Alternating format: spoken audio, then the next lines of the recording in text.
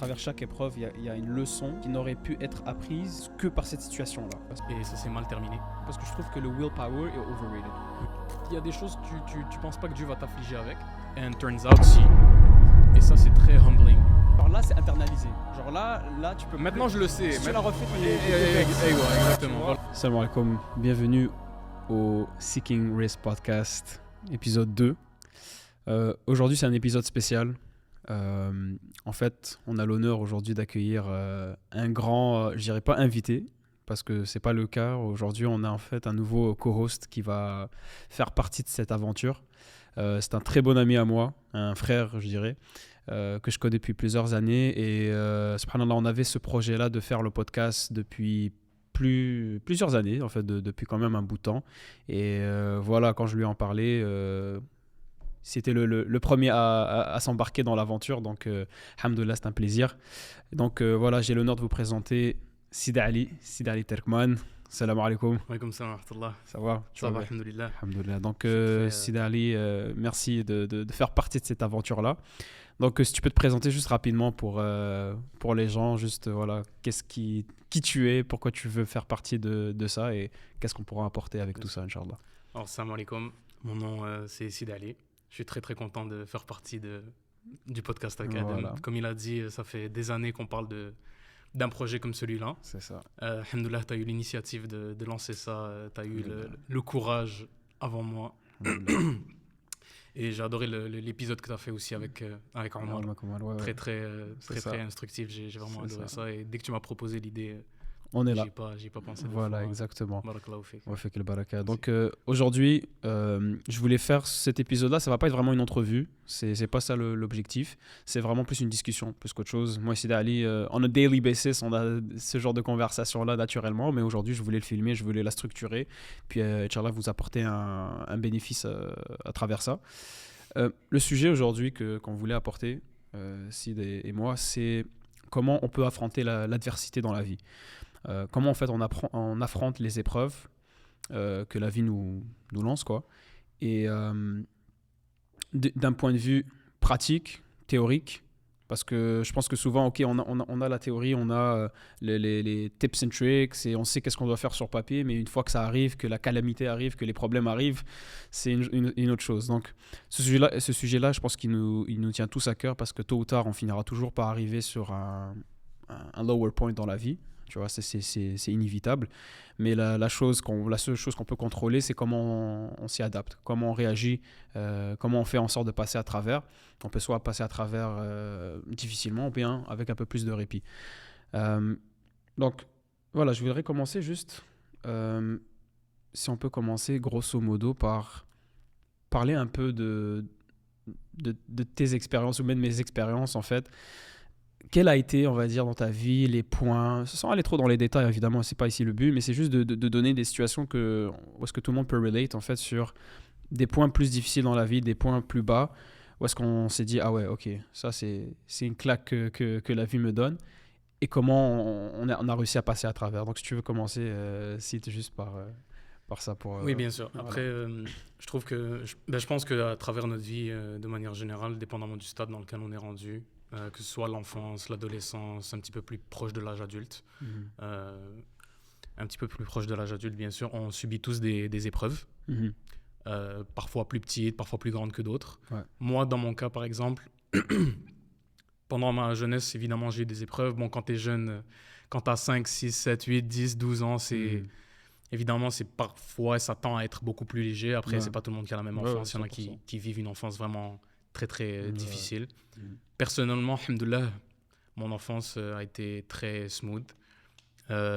Si je peux penser à des expériences plus difficiles quand j'étais petit, c'était lié par exemple aux arts martiaux. Okay. Il y a eu par exemple, je faisais du karaté, puis il y a eu une bonne période spécifique, tes black belt et tout ça. Oui, mais ça c'est down the line, alhamdoulilah. Mais justement, c'est parce que j'ai overcome cette adversité-là. Okay.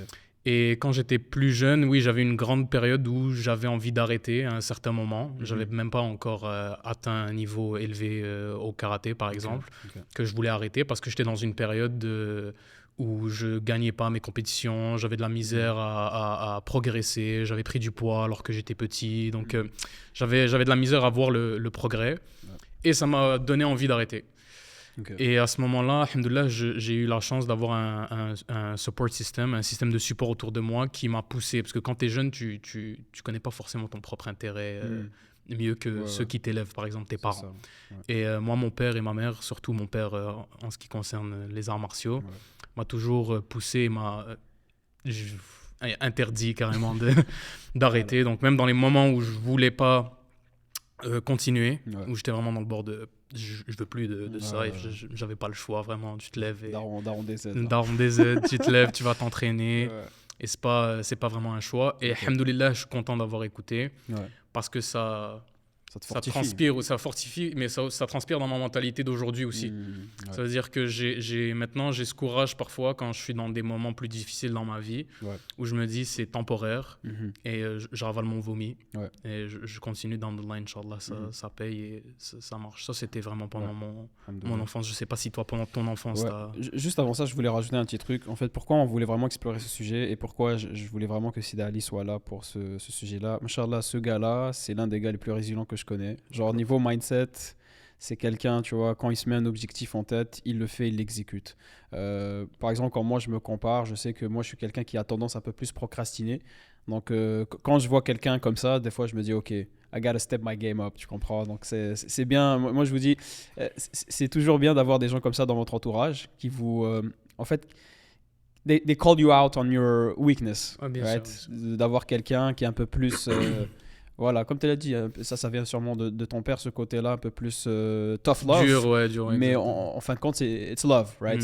On veut le meilleur pour l'autre. Donc, il y a une sagesse aussi à savoir comment balancer les deux extrêmes. Mais quand même, juste avoir quelqu'un qui est quand même assez dur, c'est toujours bénéfique. Donc, je voulais juste spécifier pourquoi. Je pense que ce sujet-là, tu es une bonne personne pour en discuter. Likewise, honnêtement. Juste par rapport au projet du podcast, etc. Ouais. Moi aussi, tu vois, on en a parlé il y a des années. On était collègues de travail. On avait des conversations comme ça, out of the blue, entre nous, no recording, rien du tout, et on parlait de ce podcast-là, et finalement c'est toi qui as pris l'élan. Et je t'en remercie aussi d'ailleurs. Donc pour répondre à tes questions, bon, un peu comme toi, au niveau de l'enfance, je me considère extrêmement chanceux, parce que dis-toi, c'est des paramètres que tu ne contrôles pas. La famille dans laquelle tu nais, dans le pays dans lequel tu nais, à l'époque dans lequel tu nais, donc it's literally like a roll of dice, right? Dans le sens que tu n'as aucun contrôle là-dessus. Donc sur ça, je suis extrêmement reconnaissant, parce que je sais qu'il y a des gens, même proches de nous, là, il ne faut pas aller très loin pour voir qu'il y a des gens qui ont des conditions beaucoup plus difficiles. Puis ça impacte toute la vie après, tu vois. Ça impacte tout ce qui en découle. Donc à ce niveau-là, je dirais que justement, c'est vraiment à partir de plus récemment, là, je dirais, on va dire 3-4 dernières années, que les épreuves, entre guillemets, de la vie me sont venues. Moi, c'est vraiment plus au niveau relations humaines que j'ai été éprouvé. Je dirais, moi, je suis quelqu'un de nature qui s'attache vite. Tu comprends? Moi, quand j'aime quelqu'un, j'aime à fond. Que ce soit dans les amitiés, etc., avec les personnes de la famille. Donc, je dirais mes épreuves, c'était plus au niveau de comment tu passes à travers, tu vois, un moment où est-ce que tu perds quelqu'un, où est-ce que tu n'as plus la même connexion avec quelqu'un que tu avais auparavant, et overcome ce challenge-là au niveau de ton ego, tu vois. Parce que ça c'est un gros truc, et on va sûrement en parler après. Mais tu vois, par exemple, lorsque tu es dans une situation de confort, tu es dans une situation où est-ce que tu n'as pas été challengé, tu comprends? Tu penses que you're on top of the world, right? Je pense qu'on va parler un peu de ça après.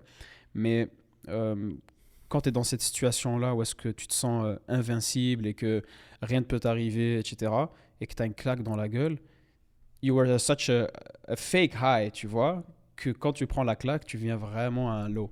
Parce que tu n'avais pas une vraie confiance de fond pour build tout ça. Donc, si tu veux, j'aimerais qu'on explore ça. Si tu peux parler un peu plus de l'illusion du contrôle que souvent on a, tu vois. Je pense surtout en tant qu'homme, on a ce désir, ou bien comme cette tendance à vouloir faker la confiance, puis surtout le contrôle, right? I got it all figured out, don't worry, tu comprends, etc. Don't worry, baby girl, you know, c'est like... Mais jusqu'à où, tu vois, selon toi, est-ce qu'on tombe dans l'illusion, puis on tombe dans je dirais, pas la folie, mais genre tu te mens à toi-même. Genre pour toi, elle est où la balance entre être confiant, avoir confiance en soi, en ses capacités, puis aussi être arrogant, puis penser que comme peu importe ce qui va m'arriver, t'inquiète, moi je vais figure it out. Ouais. Mais juste avant d'aborder ça, j'aimerais juste clore la parenthèse ou au moins faire mention de ça. Ouais. L'illusion du contrôle que nous, on a, par exemple, à un certain âge, comme tu as dit, tu es on top of the world. Ouais. Tu crois que tu as tout figured out, que rien peut me toucher, je vais avancer, je vais faire ci, je vais faire ça, etc. Ouais. Nous, on a la chance d'avoir cette illusion. Quelque part, c'est une chance d'avoir cette delusion-là. Ok. Parce que, comme on a dit il y a 2 minutes, Ouais. on a grandi avec un cadre qui était favorable. Ça veut dire Ok. on a eu une famille qui était derrière nous, on a eu des parents qui étaient qui étaient de bons supports, hein. On a eu un bon support system autour de nous dès l'enfance. Ok. Ouais. Juste faire mention, nous on a eu cette chance d'être delusional. Il y a des gens que quand ils sont depuis leur jeunesse, dès leur enfance, ils n'ont pas ce support system là, tu vois. Ok. Donc ils grandissent pas, même cette désillusion de je peux tout faire, même si c'est faux, ok. Ok. Ils n'ont pas la chance de l'avoir. Et ils grandissent dans des paramètres qui sont différents des nôtres. À 100%, ils n'ont pas les mêmes notes que nous. Ils ont pas grandi dans un cadre favorable. ouais. Même chez eux, ils rentrent à la maison. C'est pas le même confort. Il y a des problèmes entre la mère et le père, etc. Ouais. Donc, il y a des gens que dès le départ, ils grandissent dans un default setting qui n'est pas favorable à leur développement. Ok. Et ils ont, dès le départ, pas cette chance de « Ok, je peux tout faire », tu vois. Nous, on a eu cette confiance-là. Ok. Et c'est pour ça que je voulais faire cette parenthèse-là, Ouais. parce que je voulais vraiment... J'y ai pensé dernièrement. Mm. Et je voulais vraiment pointer le fait de... Même quand on grandit dans un système qui n'est pas favorable à notre développement, c'est important de s'accrocher à un système de support qui peut nous faire relever.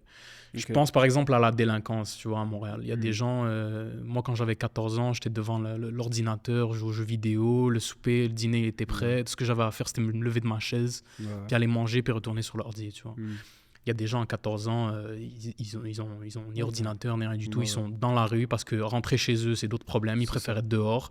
Les fréquentations sur lesquelles ils tombent, mauvaises. Ils les amènent dans un terrain, dans des terrains glissants, dans des eaux troubles. Et c'est un choix à un moment donné qu'on doit faire dans la vie, de s'entourer des bonnes personnes et d'avoir un bon système de support. Par exemple, il y a beaucoup de comment on appelle ça, des foyers à Montréal, tu vois, même chez les musulmans, tu vois. Par exemple, je sais qu'à Saint-Michel, il y a vraiment un endroit, je suis désolé, j'ai oublié le nom, mais il y a un système qui aide les jeunes, qui prend les gens qui sont dans la rue. Les centres jeunesse, genre Ouais, genre des centres jeunesse, exactement. Ouais, voilà, j'ai oublié le terme. Qui sont dans la rue, des jeunes de 14, 13, 8, 7, de vraiment tous les âges, puis essayer de les guider vers une direction qui est un petit peu plus lumineuse, tu vois. Leur donner un guide, tu vois, des petits indices dans la vie, leur donner de faire des activités entre eux, tu vois, qui les éloignent de cette délinquance-là. Et c'est un chemin qui est vraiment différent du nôtre. Genre, je voulais juste vraiment spécifier que nous, toi et moi, je sais comment on a grandi, on est chanceux, ça, tu vois. Donc, je voulais vraiment pas oublier cette catégorie de gens-là 100%. Qui n'ont pas la chance d'avoir ces rêves et ces ambitions-là dès le début 100%. Parce qu'on leur a mis des bâtons dans les roues dès qu'ils étaient petits. 100%. Tu vois. C'est pour ça, justement, je voulais commencer par ça parce que après, bon, dépendamment de la situation de la personne, mais grosso modo, je pense il y a aussi le fait que dans l'adolescence, on va dire, dans l'adolescence, c'est quand même un thème récurrent. Tu vois, tu es on top of your physical health. Tu vois, tu as la testostérone qui booste, etc.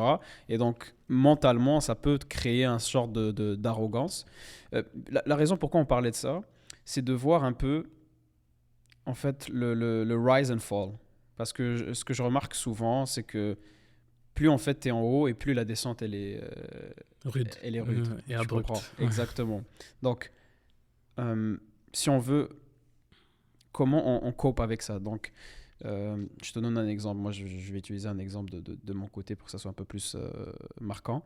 Mais comment tu passes... Je te donne un exemple. Vas-y, je vais on va pas parler chinois. L'année dernière, par exemple, je finis l'uni.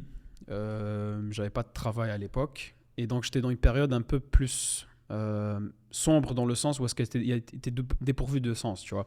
Surtout quand tu sors du cadre universitaire, scolaire, etc. Tu as ton schedule, tu as un rythme de vie, etc. Et là, tu tombes dans le néant, en quelque soit. Ça te frappe à l'estime. En tout cas, moi, ça me frappait vraiment. Je dis, j'ai fini l'université, je viens de faire 3 ans de travail, puis j'ai pas de travail, c'est impossible de trouver, je sers à rien, je suis chez moi difficile, à glander, etc. justement, et il était là le high, tu vois, je me sentais on top of the world, ça y est, je suis diplômé, puis nanana, ok, c'est bon, j'ai réussi, I'm a high achiever. Puis au final, boum, la réalité te rattrape. Donc, si on veut, moi, ce que je voulais explorer à ce niveau-là, c'est comment on deal avec la perte. Comment on deal avec, tu sais, quand tu as tellement d'espoir sur un résultat, on s'attache tellement à une finalité, puis au final, on ne l'a pas. Comment on deal avec ça selon toi? Est-ce que tu as peut-être des pistes de solutions, de réflexion? Ben, pour donner aussi mon two cents là, par rapport au moment où tout feel good et t'es on top of the world, je trouve que quand t'es quelqu'un un homme informé en vaut deux. Ok, ça veut dire que ça veut dire que quand t'es dans un état où t'es dans un high, où tout va bien, tu as vraiment la pleine confiance en toi, tu crois que t'es vraiment dans une delusion que rien de mauvais peut potentiellement t'arriver. Par exemple, moi, c'était mon cas au cégep. Quand j'étais au cégep, tu sais, t'as rien vécu dans ta vie. T'as toujours été babied par tes parents, secondaire, tu passes secondaire, etc. Tu arrives au cégep et tout. Ça build d'une certaine arrogance en toi. Et cette arrogance-là, justement, fait en sorte que sometimes you look down upon people. Donc, justement, des gens qui n'ont pas eu la chance de grandir comme moi, par exemple, j'ai grandi. Lockdown, pas de manière où tu vois, tu build du resentment, mais parfois c'est inconscient. Exactement. Tu es tellement sur un nuage, tu prends tellement pour acquis les choses que tu as, que quand tu vois des gens qui ne les ont pas ou qui ne behavent pas comme toi, tu behaves ou qui parfois tu penses que ces gens-là s'auto-sabotent et tout, tu look down un petit peu sur ces gens-là parce que tu n'as frappé encore aucun mur dans ta vie. Et pour te rejoindre un petit peu, genre, on peut pas escape the clock, tu vois. Genre, par exemple, tu as ton diplôme, tu as terminé l'université, toi, tu as des plans short term, je vais trouver ma job, je vais faire ci, je vais faire ça, etc. Mais le temps, à un moment donné, il passe. La journée, il y a 24 heures, tu dors, tu te lèves le lendemain, nouvelle routine, en fait, routinier. Et tu te rends compte que tu stagnes. Et après, comment tu te sors de cet état de stagnation-là? Je trouve que je pense que c'est un travail d'identifier qu'est-ce qui va pas, pourquoi est-ce que je suis dans l'état dans lequel je suis en ce moment, et comment je peux en sortir, dans le sens où tu évalues les paramètres actuels de ta vie, ton environnement, tes fréquentations, tes habitudes, et ainsi de suite. Et il faut vraiment que tu identifies qu'est-ce qui va bien et qu'est-ce qui va mal, et qu'est-ce qui cause le fait que tu sois encore là, qu'est-ce qui est en ton contrôle, qu'est-ce qui n'est pas en ton contrôle. Ce qui n'est pas en ton contrôle, put it aside, et tu focuses vraiment sur qu'est-ce que tu peux changer. Ouais, exactement. Les variables que tu as un contrôle direct dessus. Donc tes habitudes au quotidien, ton environnement. Bon, l'environnement, il n'est pas toujours facile à modifier. Mais si on peut revenir sur t'as dit là, genre le fait d'avoir un ego puis de se sentir supérieur aux autres, je pense que ça c'est un truc, surtout dans notre communauté, on va dire, ça arrive très souvent. Ou est-ce que, tu sais, moi j'ai un truc là que je dis souvent, c'est pas parce que t'as pas été éprouvé par un péché que t'es meilleur en soi que quelqu'un qui est éprouvé par ça, tu vois. Si pour toi, genre je sais pas moi, la drogue, tout ça, ça te dit rien, bah c'est facile de dire, ah, regarde, moi je suis meilleur, je suis pas tombé là-dedans, mais ok, pour toi, peut-être c'est pas une difficulté, mais peut-être pour toi, la difficulté, je sais pas, moi, c'est le sexe opposé, par exemple, tu vois. Et que si tu es éprouvé là-dedans, tu vas tomber peut-être encore plus loin, plus bas qu'une autre personne, là, il y a la même personne que dans cette situation-là, tu vois ce que je veux dire. Donc c'est de garder en tête que chacun a ses épreuves, et il faut jamais look down sur quelqu'un, surtout lorsque tu n'as pas le contexte, tu vois.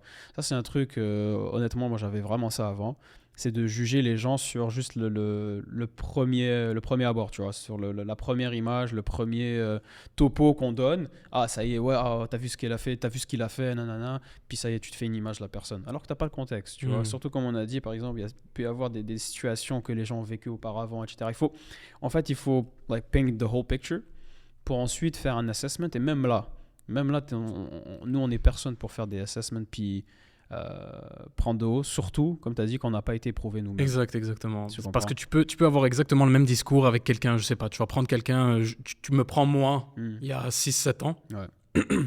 Pardon, tu me fais le même discours. Je dirais, yeah, of course, je vais totalement être d'accord avec toi. ok.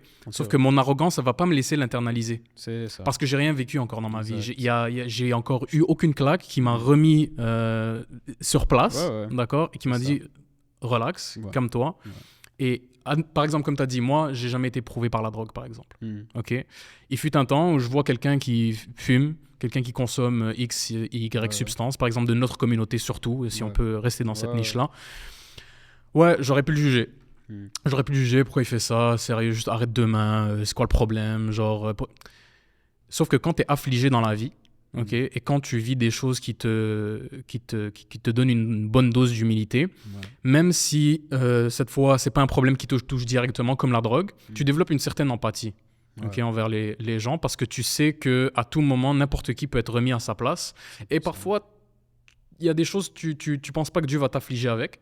Okay? Tu penses que tu vas rester loin de X et Y choses dans la vie, puis moi, jamais je vais faire ça, ou jamais je vais être touché par ça, etc. And turns out, si. Exact. Et ça, c'est très humbling comme expérience. C'est fou que tu le mentionnes parce que j'ai plusieurs exemples exactement. C'est genre, non, moi, impossible, je tombe là-dedans. Moi, impossible, je fais ci. Moi, impossible, je fais ça. Et après, Dieu dit, ah ouais, ok. We'll see about that, tu comprends? Parce que justement, c'est de l'arrogance, tu vois. Et l'arrogance est l'un des pires, on va dire, traits de caractère à avoir parce que ça te donne une confiance qu'en fait, qui n'est même pas méritée. Et ça te rend aveugle aussi sur vraiment les struggles des autres. 100%. 100%. Parfait. Aussi, si on peut se permettre de passer à un autre sujet, en fait, je voulais voir... parce que tu sais, souvent, ok, on sait qu'on a certains trucs qu'on doit améliorer, right? On sait que souvent, genre, avant, pourquoi je veux parler de ça? Avant que la claque métaphorique de la vie vienne, on a des warning signs, right? Ouais, je devrais changer tel truc. Ouais, je devrais faire attention à ci. Je sais que la manière dont je parle avec mes parents, elle n'est pas bonne. Je sais que telle substance que je suis en train d'utiliser, là, ok, c'est manageable, mais je vais pas... si je continue comme ça, je vais perdre le contrôle. Genre, on le sait au fond de nous, tu vois. Au fond de nous, on sait tous qu'est-ce qu'on doit changer, qu'est-ce qu'on doit faire, qu'est-ce qu'on doit ne pas faire, right? Mais pourquoi, selon toi, puis je pense que c'est vraiment intéressant comme sujet, pourquoi on doit toujours se brûler la main pour savoir que le feu est chaud, right? Tu vois, moi j'ai une métaphore avec ça là, que j'aime bien utiliser. Tu vois, quand sur ton ordinateur, tu dois faire une mise à jour, puis là, tu as le pop-up, puis dis est-ce que tu veux faire la mise à jour plus tard ou dans 1 heure, puis tu fais toujours dans 1 heure, dans 1 heure, dans 1 heure, dans 1 heure, puis après un certain moment, l'ordinateur il fait la mise à jour que tu le veuilles ou non, right? Fait que c'est un peu la même chose. On postpone, ouais, je dois changer ci, je dois changer ça, jusqu'à ce que tu as un gros truc, right? Tu as une perte dans la famille, tu as une maladie qui arrive, quelque chose, pour là, enfin, je vais changer les choses. Qu'est-ce que tu as à dire à propos de ça? Pourquoi tu penses qu'on est comme ça, nous Ben déjà, on n'est pas tous comme ça. Je connais des gens qui, alhamdoulilah pour eux, sont très très bons pour apprendre des erreurs des autres. Okay. Et ils évitent de faire certaines erreurs parce qu'ils ont un esprit critique ou une analyse ou une facilité à juste rester loin de certaines choses parce qu'il y a des gens proches d'eux ou même loin. Simplement avec un esprit averti. Tu vois. Par exemple, si je prends ma propre personnalité à moi, même si j'ai toute la théorie du monde, oui, c'est vrai, j'ai tendance à n'apprendre que quand je me casse la gueule. Mais justement, genre, si tu permets, genre, parce que c'est dangereux, ça. C'est très, très dangereux. Ouais, c'est très dangereux. Ouais. C'est genre, à quel point... c'est quand qu'on commence à réellement apprendre? Tu comprends? Genre, à partir de quand on va comprendre que, ok, ça, telle chose, elle n'est pas permise, ou il y a telle chose, je sais que je ne devrais pas le faire, puis je m'arrête là. Tu comprends? Parce que ça, c'est Shaitan qui rentre en toi, qui dit non, vas-y, t'es capable de le handler, tu vois. Surtout, comme tu disais, quelqu'un qui a un minimum de confiance en lui, il est comme, non, je vais être capable de me contrôler, non, t'inquiète, je vais être capable de m'arrêter quand je le veux, tu vois. C'est comme les gars qui fument, puis ils disent, non, moi, si je veux demain, j'arrête. C'est comme, really? Est-ce que tu penses vraiment ça? Fait que, pour toi, si tu as une piste de solution à ce niveau-là, comment on fait pour intérioriser la théorie? Parce que je pense, comme tu as dit, genre, c'est une chose de savoir un peu en théorie les choses, puis c'est une autre de les savoir en pratique, mais à partir de quand est-ce qu'on peut se dire « Ok, j'ai pas besoin de me brûler la main là pour savoir que c'est chaud ». Est-ce que tu as peut-être quelque chose à ce niveau-là? Moi, j'ai quelques trucs à dire. Moi, j'ai de la difficulté à relate. Après, je trouve que dans l'état dans lequel je suis actuellement dans ma vie, je suis moins dans l'optique de me brûler pour savoir, parce que je me suis déjà brûlé avant. Donc, quand tu ok. te brûles une fois, Ça y est. ok, après ça, tu es averti par rapport aux conséquences, ok, et tu te dis, bon, ça se réplique sur n'importe quel sujet, tu vois. Genre, si par exemple, je me suis brûlé la main dans un domaine, Ouais. ok, je sais que c'est possible de se brûler la main dans Dans X d'autres et Y d'autres domaines, et donc tu acquiers une certaine maturité et un meilleur sens critique de, ok, je vais évaluer la situation De A à Z. Ouais. de A à Z avant de rentrer dedans, je vais prendre Ok. mes précautions parce que tu as appris de tes leçons. Après, on n'apprend pas tout le temps de nos leçons la première fois. Par Ouais. exemple, je vais prendre mon exemple pour mon Ouais. exemple personnel. Ouais. Je suis tombé tête première, par exemple. Tête première, par exemple, en étant jeune, Ouais. ok, en étant assez jeune, en étant moins averti que maintenant, évidemment, moins mûr, j'évaluais moins bien les variables, j'avais moins confiance en moi, évidemment. Ouais. Par exemple, je me suis engagé dans un mariage, Ouais. d'accord? Et turns out, malheureusement, ça s'est pas bien passé, ça s'est mal terminé. Ok. Ok. Est-ce que j'aurais pu avoid certaines mistakes? Est-ce que j'aurais pu faire des meilleures analyses? Est-ce que j'aurais pu pinpoint certaines choses qu'il fallait que je change avant ou fallait que j'aborde avant de m'engager dans... Ouais, exactement. Oui, je l'ai pas fait et ça s'est mal terminé. Okay. C'est comme ça que c'est écrit pour moi. Tu vois. Maintenant, aujourd'hui, j'ai un outlook sur, par exemple, le mariage qui est différent de celui que j'avais avant parce que j'ai acquis de l'expérience. Ok. Et parce que maintenant, je suis averti, je sais qu'est-ce qu'il faut faire, qu'est-ce qu'il faut ne pas faire. Et aussi, j'ai un meilleur sens du self-worth. Et j'analyse 8, 15, 20, 100 fois maintenant avant de me brûler. Tu vois, je vais pas... Inch'Allah khair, je ne suis pas immunisé. Tu vois, c'est très, très important d'aborder l'aspect religieux et spirituel dans ça. Parce que là encore, si on oublie ce side-là, on rentre encore une fois dans notre propre ego, dans l'orgueil, et on croit qu'on peut tout faire. Et si ça se trouve, si j'oublie Dieu, et si j'oublie qu'au final, le contrôle, il n'est pas 100% attribué à moi, que si Dieu veut, demain, je me plante une deuxième, une troisième fois, ça va arriver, parce que je n'ai pas assez fait de dhikr, de dua. Je n'ai pas assez focus sur le fait que le contrôle n'est pas 100% attribué à moi. Donc, ne jamais oublier en fait que le contrôle, oui, on a une part de responsabilité, on a une certaine dose de contrôle dans la vie sur ce qui nous arrive, mais il ne faut pas rentrer dans un ego trip de I can do it all et I know it all, etc. Parce que non, au final, ce n'est pas toi qui décides, c'est vraiment la miséricorde de Dieu qui te place dans X ou Y situation, bonne ou mauvaise. 100%. Mais justement, si on revient au truc de se brûler la main, ça c'est un truc qui m'a toujours fasciné parce que tu vois, même par exemple dans la pédagogie des enfants, tu vois, à un moment tu peux pas toujours protéger tes enfants, tu vois, il faut qu'ils se pètent la gueule à un moment pour qu'ils comprennent que je sais pas, s'il fait un backflip c'est dangereux, tu vois. Donc comment on peut c'est-à-dire contrôler ça nous-mêmes, tu vois, à quelle échelle est-ce qu'on peut se permettre de faire des erreurs, quel genre d'erreurs on peut pas se permettre, parce que il y a aussi il y a l'argument de se dire que il faut faire des erreurs pour apprendre, parce que si tu sais pas en fait, parce que c'est facile de dire encore une fois en théorie, ouais, il faut pas faire ci, il faut pas faire ça, mais tant que tu l'as pas internalisé, c'est compliqué. Fait que, moi je pense selon moi le juste milieu, c'est de se laisser faire des erreurs dans tout ce qui est halal. Quand je dis erreur, par exemple, tu vois, as mentionné ton mariage. En soi, tu as fait les choses bien, c'est-à-dire tu as fait un mariage, etc. Et puis, ok, bon, il y a eu des erreurs et tout, mais tu n'es pas allé dans l'illicite en soi.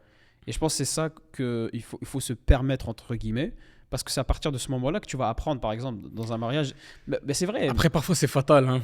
Genre, non, mais il ne faut pas aller dans l'abus où est-ce que tu fais n'importe quoi. Mais lorsque, par exemple, toi, je te connais, tu n'es pas non plus un gars qui rentre dans les choses la tête en l'air. Non, tu vas quand même faire un minimum d'analyse. Après, le résultat, il est dans les mains de Dieu. Fait que, il faut être capable de se donner cette permission-là de faire des erreurs dans ce qui est permissible, tu vois. Je sais pas, moi, tu veux acheter tu vas acheter une voiture, tu réfléchissais entre une Toyota et une BMW, tu étais attiré par le look de la BMW, tu l'as pris, puis là, finalement, quand la facture de réparation elle est de $6,000, tu es comme, ah, je regrette, puis nanana. Ok, bah, c'est pas haram en soi, tu vois, mais tu as appris ton erreur. Tu t'es dit, ok, je pensais que tel ou tel facteur, le fait que ça soit une belle voiture, etc., ça va me donner plus de plaisir que, ou bien ça va être plus avantageux que les dépenses qui en coulent, mais au final, je remarque que ce qui m'importe le plus, c'est le facteur qualité-prix. Tu vois ce que je veux dire? Donc, il faut se permettre de faire des erreurs dans ce qui est permis. Après, il y a tout ce qui est haram et tout. Ça, je pense que tu n'as pas besoin de rentrer là-dedans pour le savoir. Parce que tu vas le savoir, mais ok, mais à quel coût? Ouais, exact. Tu vois? Parce qu'après, tu te perds toi en tant que... Ouais, je suis d'accord avec toi, sauf que, comme je t'ai dit, parfois c'est fatal. Par exemple, dans le cas du mariage, moi, alhamdoulilah, c'était un processus qui était assez smooth. Ok. Ouais. Oui, ça s'est terminé, mais I can't complain, tu vois. J'ai pas vécu le maximum du hardship dans ce domaine-là, tu vois. Il y a des gens qui ont vécu 100 fois pire que moi dans le même domaine. Ça veut dire que moi, ça s'est terminé avant que d'autres paramètres se rajoutent qui aggravent la situation. 100%. Mais parfois, même si on est dans un cadre qui est halal, on peut entreprendre des actes qui nous poussent plus loin encore dans cette situation-là, alors que cette situation-là, elle n'était pas solide pour nous. Il y en a qui finissent par avoir des enfants, il y en a qui finissent par s'engager dans des projets financiers qui sont vraiment deep, l'achat de maison, etc. Là, tu es vraiment committed à un degré que, par exemple, moi, je ne l'étais pas encore.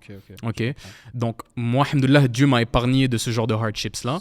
Mais après, c'est un cadre qui est quand même halal. Le mariage, il est halal. C'est halal d'avoir des enfants quand on est marié, etc. Pourtant, le dégât, il est plus colossal quand tu as des enfants et que ça marche pas. Oui, non, 100%. Mais ce que je veux dire, c'est évidemment, il faut pas...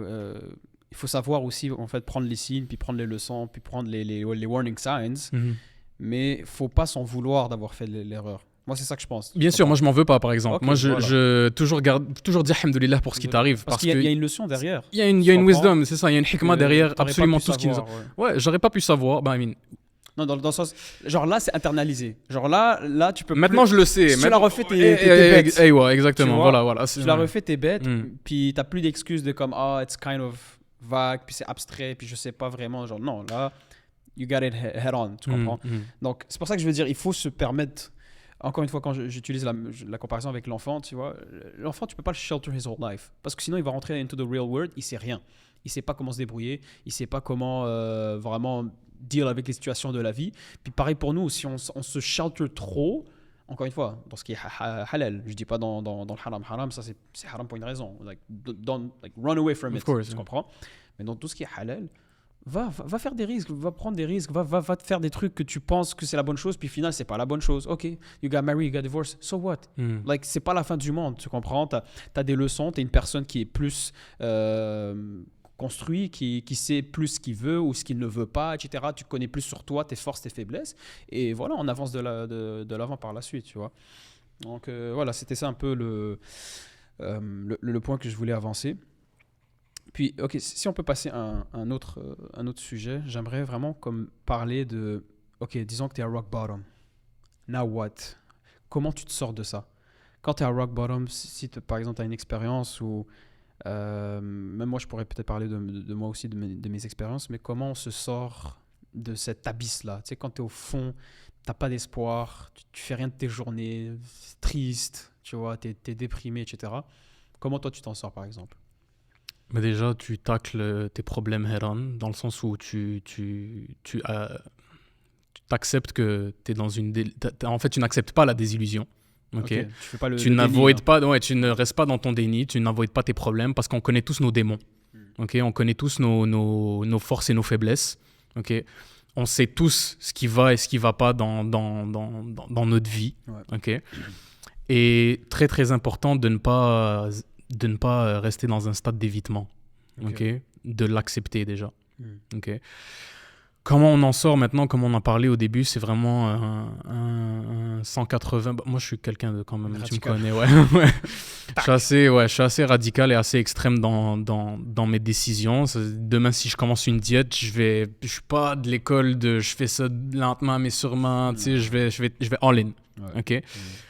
Après, c'est pas le cas de tout le monde, mais faire des changements, c'est extrêmement important. Ça veut dire si actuellement ton hardship est causé ou est directement lié à l'environnement dans lequel tu es, change d'environnement.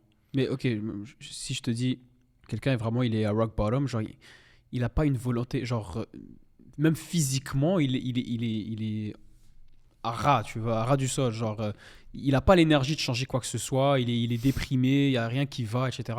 Si tu veux, comment tu kickstart? Moi, j'ai quelques pistes de solutions, si tu veux. Après, peut-être tu peux relancer à partir de ça. Mais je pense qu'il y a une grosse partie de comme tout ce qui est neurochimie, puis comme les hormones, tu vois. Beaucoup d'études ont été faites là-dessus. Mais tu vois, par exemple, le simple fait que tu utilises ton téléphone genre 7, 8 heures, 9 heures, 10 heures par jour, ça contribue à ta dépression en quelque sorte. C'est un exemple de changement. Oui, mais ce que je veux dire, c'est qu'il faut être conscient de ça. Parce que si tu es juste dans le loop de comme, oh, I'm sad, so I'm just gonna like scroll to forget about it. Mais ok, mais là, tu te déplites, comme tu vides ta dopamine. Mais c'est avoidance mode aussi, ça.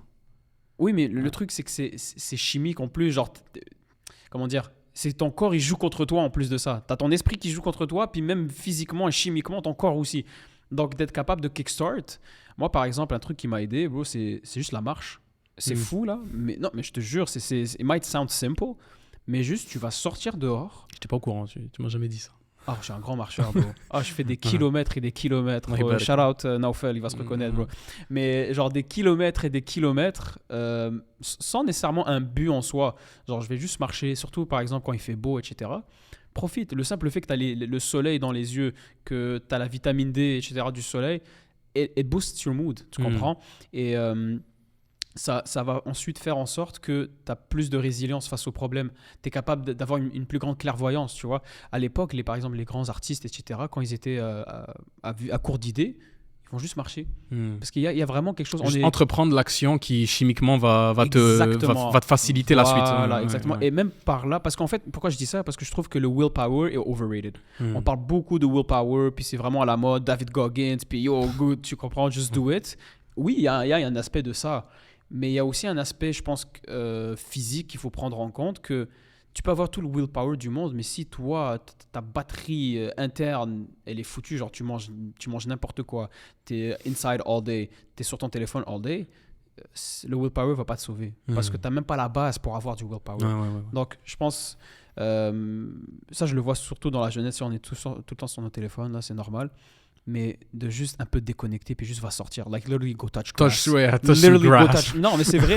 Et comme oui, c'est un meme et tout, mais il y a une base de vérité là-dessus. Oui, carrément. Fait que pour kickstart ce processus-là, tu sais, de te sortir du fond, c'est de l'activité physique, tu vois, sortir de ta zone de confort, va faire des activités qui te passionnent, qui t'allument, te stimulent, et tu verras que normalement il y a la boucle positive qui va s'engager, tu comprends?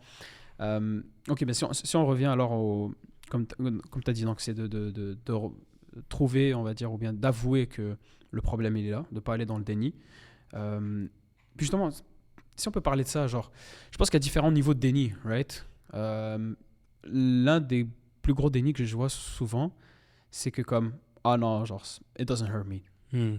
Qu'est-ce que tu penses de ça? Parce que je pense que si je peux être un peu plus personnel, je pense que tu es un peu quelqu'un comme ça, right? Genre que, yeah, no, I'm not affected by it. Tu vois, il y a une partie de comme... Ah, mais t'es pas affecté jusqu'à ce que tu le sois. Ça veut dire que le déni, il va te revenir en pleine figure, tu vois. Okay. C'est-à-dire tu peux rester dans le déni autant de temps que tu veux, mais tu peux pas y rester indéfiniment parce que tu vas subir les conséquences. Okay. Si une chose, t'estimes qu'elle te hurt pas ou elle t'atteint pas, okay, ben le jour où elle va t'atteindre, tu vas te rendre compte que tu vas le ressentir et tu vas te rendre compte, tout ce temps-là, j'avais tort en fait, puis j'étais de louche-noir. Mais pourquoi alors on se met ces barrières-là dès le départ, de dire ah non, je suis pas atteint par ça? C'est de l'ego. C'est de l'ego. Tu penses que tu n'es pas atteint par X ou Y situation ou chose dans ta vie et le temps y passe et finalement tu te rends compte que oui, ça a un effet sur moi. Okay. Ou parfois tu penses que quelque chose ne t'atteint pas parce que tu y prends goût. Okay? Donc si par exemple par exemple quelqu'un qui fume, il ressent pas les effets immédiats, par exemple on va dire du tabac. Tu commences à fumer de la cigarette. Tu crois que ça t'atteint pas, t'es au début, ça va, c'est bien, etc. Mais down the line, tu vas subir les conséquences. Ok. Tu vas voir c'est quoi les conséquences de fumer, de Ok. l'addiction, etc. Ouais, ok. Donc le temps, il fait bien les choses dans le sens où you're not gonna escape the consequences. Il fait bien Ok. les choses, mais c'est genre c'est Ouais, vicieux, mais genre, inversement, en mode, voilà. un petit peu inversement, mais Quand tu te rends compte que c'est trop tard. tu peux genre. pas échapper à ce genre de choses-là. Donc, peu importe à quel point tu crois que tu es immunisé C'est par ça. rapport à une chose, le temps va te montrer que C'est ça. regarde. Comme on disait aussi, c'est la réalité chimique du corps, C'est puis, ça. physique, tu vois. C'est ça, exactement. C'est ça. Ok. Aussi, je sais pas si c'est un petit peu lié à à ta question, mais par rapport au fait de s'attribuer le contrôle, etc., je trouve que c'est très, très important. Je l'ai un petit peu mentionné tantôt, mais de déléguer ce contrôle-là un peu. Ok. Ça veut dire, oui, tu as le contrôle dans ta vie. C'est important de prendre les bonnes décisions, Ouais. de faire les bons choix, d'évaluer tes options clairement et avec sagesse. Mhm. Ok. Mais il faut un petit peu se détacher de ce sens du contrôle-là parce que tu n'es pas tout seul comment dire, Le déroulement des choses. dans le déroulement des choses, exactement. Ok. Il y a Allah, subhanahu, qui nous regarde Ok. et qui sait exactement mieux que nous-mêmes C'est qu'est-ce ça. qu'on fait, qu'est-ce qu'on fait pas. Même tes vices, si tu as du mal à les reconnaître ou à les Ouais, admettre, il va te les montrer tôt ou tard. il va te les montrer tôt ou tard. Tôt ou tard, Ok. c'est ça. Quand tu tombes assez bas dans la vie ou quand tu ressens une claque tu vois, importante, et Mhm. comme tu as dit, en tout cas, tu es dans ton rock bottom à toi, parce qu'il y a Ouais. différents, Différents niveaux. bien exact. Malheureusement ou heureusement, on tend souvent à se rapprocher de Dieu dans ces moments-là, tu vois, Ouais. parce que normalement, on est proche de Dieu dans toutes les sûr. C'est circonstances. ça, ouais. Mais bon, quand on est au plus bas, en général, c'est là que l'humain, Il se réveille. il se réveille, il se souvient de Dieu et Ouais. oh, je suis dépourvu de Ouais, pouvoir, je suis contrôle, ouais, helpless. exact. Donc, C'est tu là que tu demandes. demandes à Dieu, exactement. Ouais, ouais, 100%. Mais une fois que tu sais ça, Mhm. tu délègues le contrôle un petit peu Ok. et tu surrender dans un sens où tu t'attribues ce contrôle-là, cette ultime prise de décision sur ce qui t'arrive dans ta vie Mhm. à Allah. Ok. Ok. Et tu demandes sincèrement Ouais. ok, à Dieu de te guider ou de te sortir d'une certaine situation. Mhm. Sincèrement, dans ta sajda, Ouais. ok, tu t'abandonnes, ok, Ouais. tu laisses tout tomber derrière toi. Mhm. Ok, peu importe le hardship dans lequel tu es, tu demandes sincèrement de la guider Mhm. et tu te demandes sincèrement de sortir du trou dans lequel tu te trouves actuellement. Exactement. Ok. Ok. Et Dieu aime ça. Dieu aime quand Bien son sûr. serviteur il est 100% soumis Exact. et 100% délègue un petit peu cet orgueil et cet ego-là. Mhm. Ok, le met de côté. Mhm. Et subhanallah, that's surprisingly non, mais it works. Ouais, Genre, exactement, ça oui. marche, ça marche. Mets ton ego de côté, Exactement. ok. Même si tu es très très très bas, ok, et que c'est difficile d'accepter l'échec, Mhm. mets ton ego de côté, demande sincèrement, et demande sincèrement à Dieu de te sortir de peu importe la situation dans laquelle tu es, et Mhm. patiente. Ok. De toute façon, t'es déjà au rock bottom. Qu'est-ce qui Ouais, va ouais. t'arriver de pire? T'as rien à perdre à faire ça. Mm. C'est que du bénéfice. Donc oui, c'est vraiment surrender et accepter que c'est Dieu qui décide en fait ce qui t'arrive dans la vie. Comment pourtant on cultive le sens de la patience? Parce que moi, par exemple, c'est un truc, je sais que j'ai une grande difficulté avec ça. C'est juste de wait things out. Hmm. Est-ce que tu as peut-être quelque chose par rapport à ça? Surtout tu sais, quand tu es dans rock bottom, puis tu es comme there's no light at the end of the tunnel, right? On dirait qu'il n'y a pas d'espoir.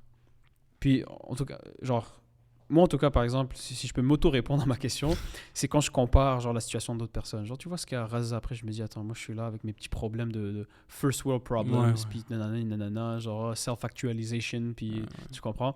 Genre, moi je suis en train de me plaindre.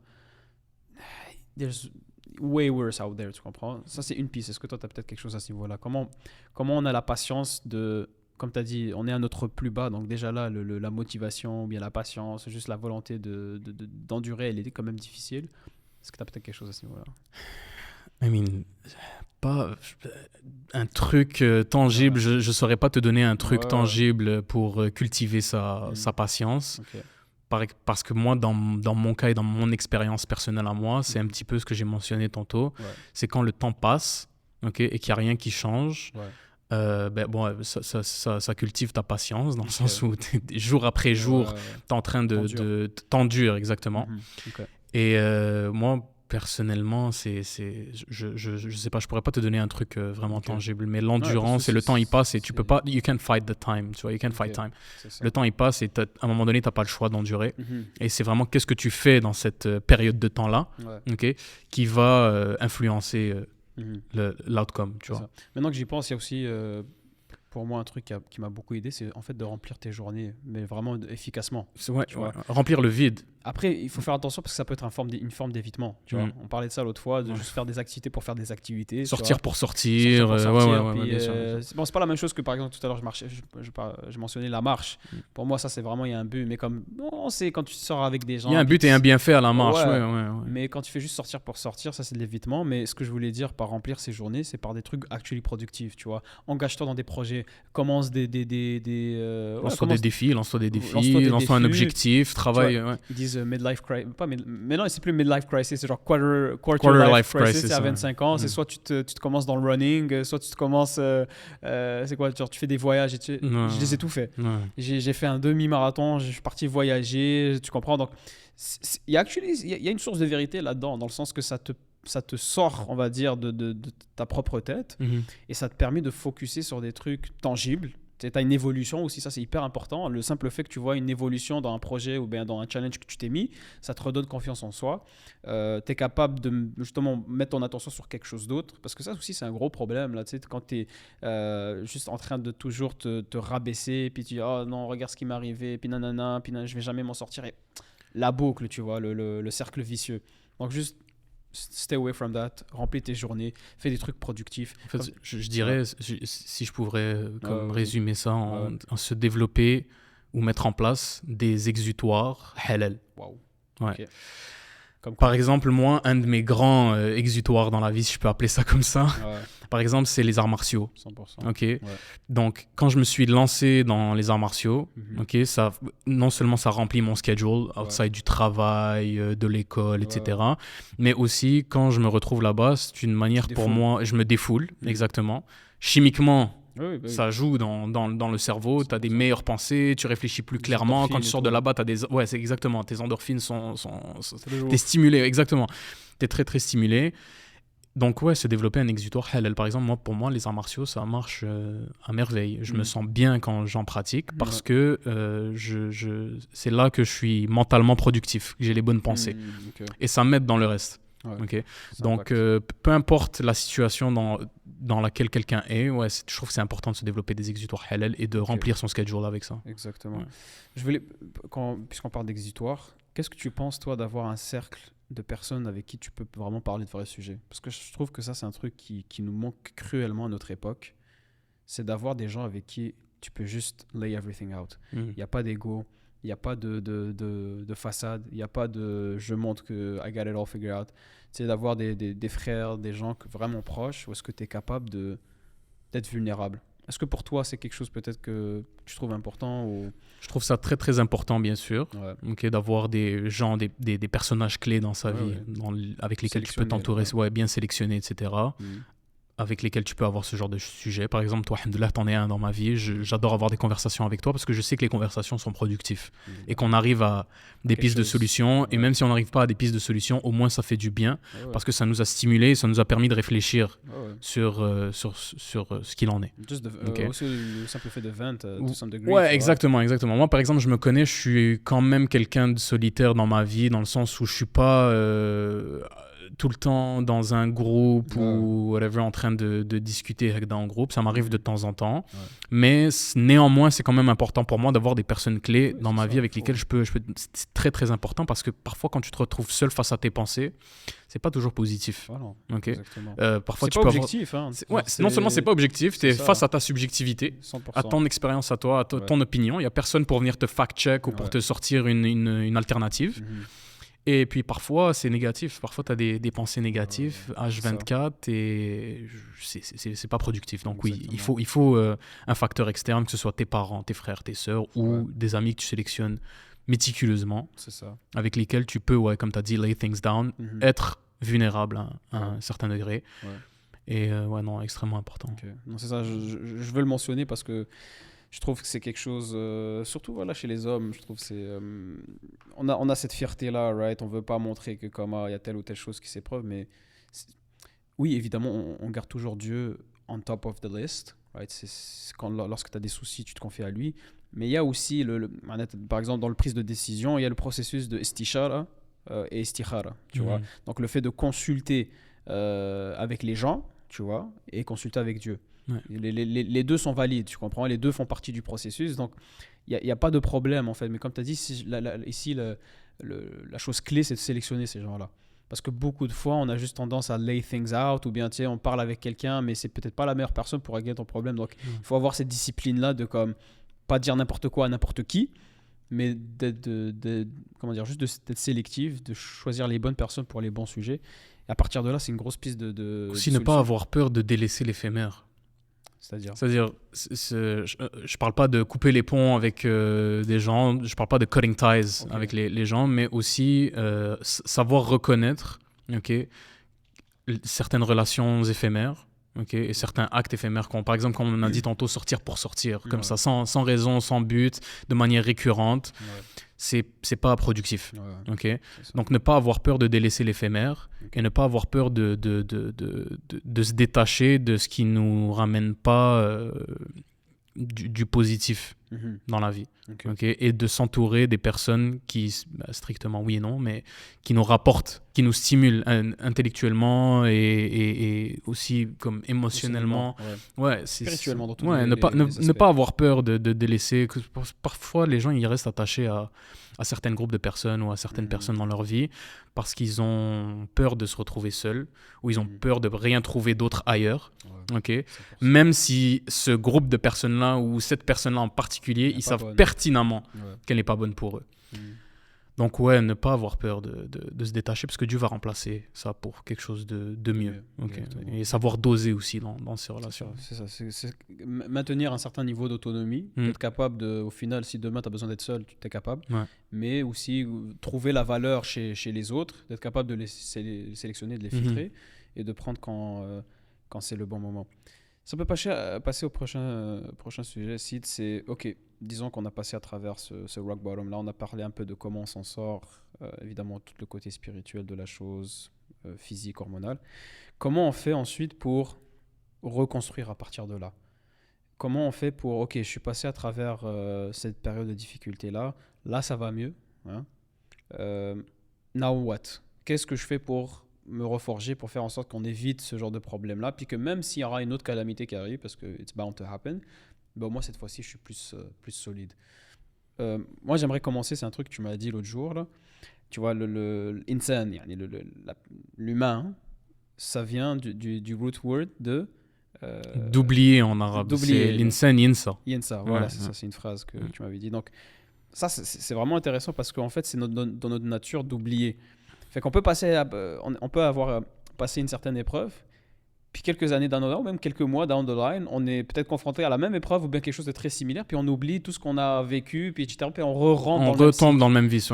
Fait que comment on s'assure de ne pas faire cette erreur-là, tu vois, pour toi? Est-ce que tu as quelques points à explorer à ce niveau-là? Contrairement à ce que j'ai mentionné juste avant, je trouve que là, à ce moment-là, c'est pertinent d'être seul dans sa tête. Et de reflect back. Sur ce qui s'est passé, sur la timeline. Qu'est-ce qui t'a mené à telle chose, pourquoi, quels ont été les problèmes, les personnes que tu as fréquentées, quelles sont les décisions que tu as prises qui étaient bonnes, qui étaient mauvaises. Réfléchir à ça seul. Être honnête avec soi-même. Tirer des leçons par toi-même. Vraiment, consciemment, j'ai appris telle leçon, je ne vais pas reproduire tel comportement.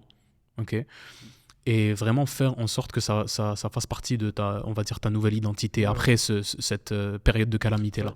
Parce que je te coupe vite fait parce que tu as parlé d'identité, mais tu vois, ça c'est un truc super important.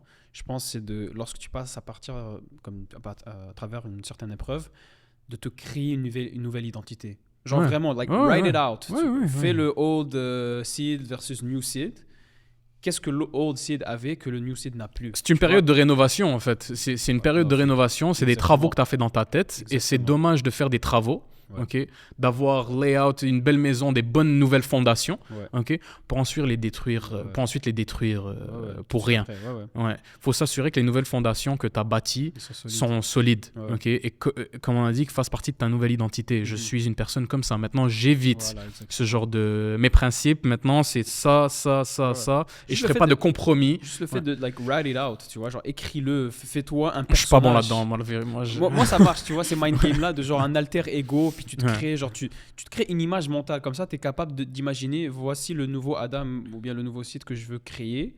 Voici qu'est-ce qu'il fait, qu'est-ce qu'il ne fait pas, etc. À quoi il ressemble, même physiquement, tu vois. Peut-être tu es passé à partir à travers une certaine épreuve, puis tu disais, ok, physiquement, maintenant il faut que je change. Peut-être tu as eu des problèmes de santé à cause. Tu comprends? Donc, ça passe vraiment à travers une rénovation 360 de tout. Donc, non, super intéressant, je voulais juste le mentionner. Aussi, je voulais explorer ça. Tu sais, elle est où la balance entre, on va dire. Parce que je pense que beaucoup de personnes, elles ont ce souci-là après avoir peut-être commis certaines erreurs dans leur passé, mais d'avoir ce guilt. Comment on fait pour balancer entre le guilt et le fait de se repentir, tu vois? Comment on passe à travers les épreuves, mais sans look back, tu vois? Je ne sais pas si tu as peut-être quelque chose à ce niveau-là. Mais le se sentir coupable de quelque chose, c'est bon à partir du moment où cette culpabilité-là, elle te pousse à changer. Ok. Une fois que tu as entrepris le changement, c'est bon. Ça sert à rien de s'attacher à cette guilt, tu vois. Ça sert à rien de s'en vouloir pour des choses qui sont passées.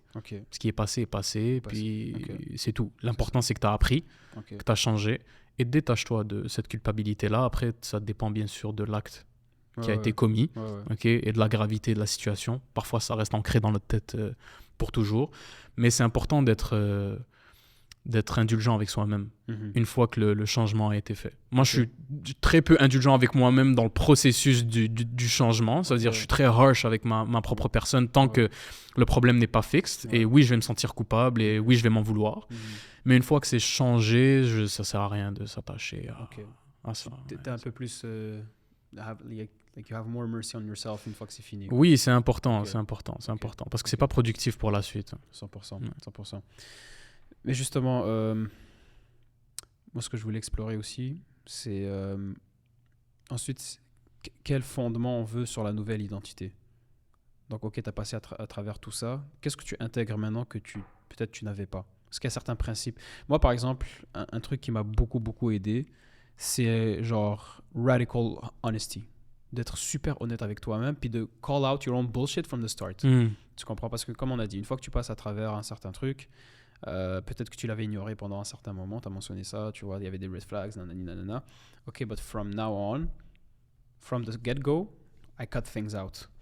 Puis comment on cultive ça, tu vois, genre de cultiver cette capacité de comme être vraiment strict avec soi-même, sans tomber non plus dans l'extrême, genre juste noir et blanc, puis il n'y a pas de nuance, tu vois. Par exemple, moi, c'est un exemple que j'utilise souvent à ce niveau-là, c'est de se dire l'erreur que tu as déjà commise, tu vois, elle t'a appris une leçon. Puis Dieu, dans la vie, si tu n'as pas appris la leçon, il va te remettre la même claque. And again. Donc, qu'est-ce que tu préfères? Tu préfères avoir la difficulté de couper la chose, puis le stress que ça peut enclencher, ou bien juste le malaise, tu vois, par exemple, il y a un nouveau, je sais pas, il y a une tentation qui s'ouvre, tu vois. Tu la fermes, donc ça va être un peu plus difficile, ou bien c'est la claque que tu vas recevoir, tu vois. Donc c'est d'intégrer ça, c'est de se mettre, comme on a dit, genre juste de lay things out, d'être honnête avec toi, puis de mentionner, ok, I already know like how it's gonna go. Tu vois, pas besoin de répéter. Se souvenir en fait de ce qui s'est passé. C'est ça, comme on a dit, mais on oublie. Fait comment on se souvient, tu vois. Je pense que si la claque est assez forte, par contre, tu l'oublies pas. Moi, comment je le vois, c'est qu'on est très attaché à nos émotions, dans le sens où quand on vit une difficulté dans la vie, ça vient nous chercher, tu vois, émotionnellement, et pendant cette période-là, on ressent des choses. Okay.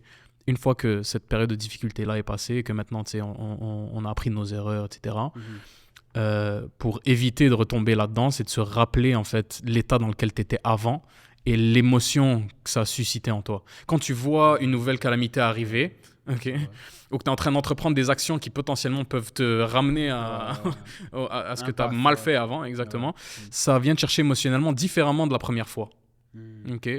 Et c'est là que faut dodge Ok. la situation parce que tu n'as pas envie de revivre Le même. la même chose. Tu n'as pas envie de Mais après, il y a des recommencer gens all qui font over toujours again. les mêmes erreurs, back and again and again and again. Puis... Je peux pas relate. Non, je sais, je te Ben, vois, I mais mean, j'ai pas c'est envie- juste c'est une ça va question faire, théorique, tu ouais, vois, genre, ouais. parce que c'est vrai, il y a beaucoup de personnes, malgré que la leçon elle a été dure, mais ils retombent. Ouais, c'est vrai, c'est important. Je vais y réfléchir. Malheureusement, j'ai pas de réponse. Ouais, Le but, c'est pas une Mm. réponse tout de suite, mais c'est juste une piste de réflexion. Ok. Passons, ça on va le couper au montage là. Mais il y a quoi d'autre que tu veux mentionner? Est-ce qu'on fait un petit recap? 5 minutes. Ok. Petit c'est recap. bon. Recap. Ok. Tu veux le faire ou attends, je vais ici. Discipline, brotherhood, faith, radar.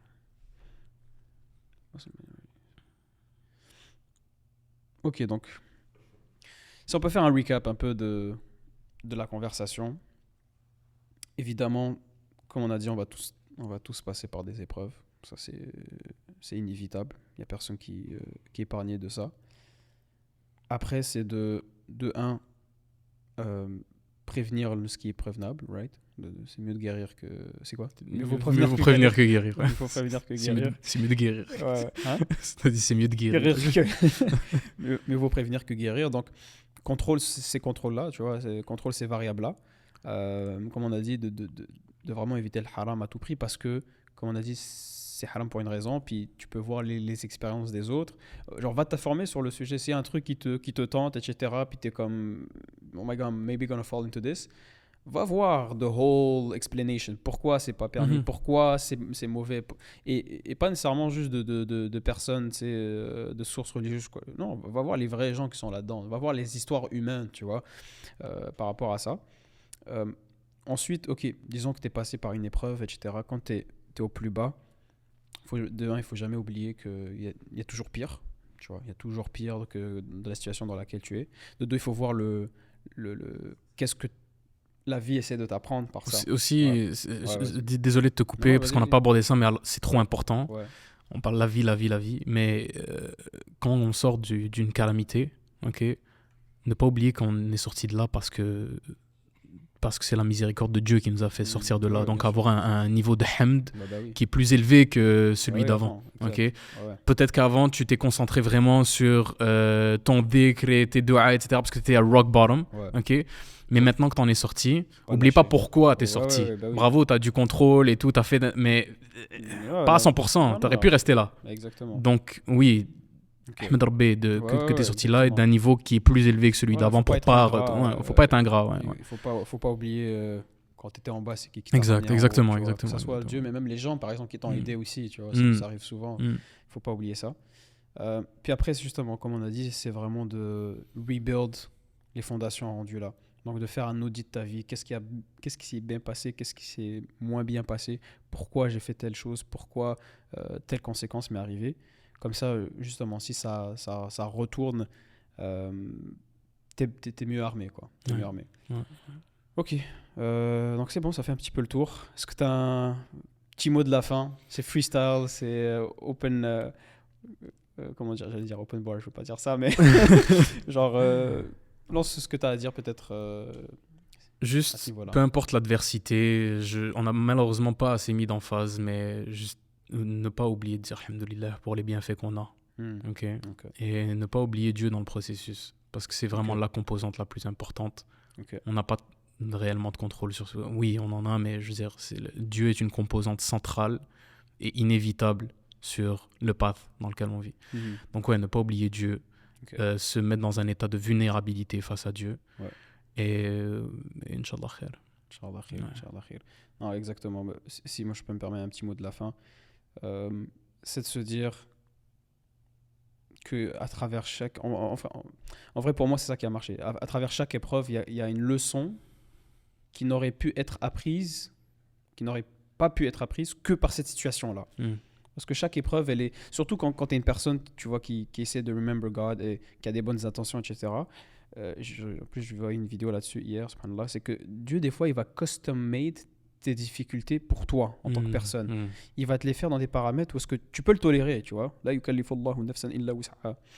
mais juste que ça fasse mal juste assez pour que tu comprennes.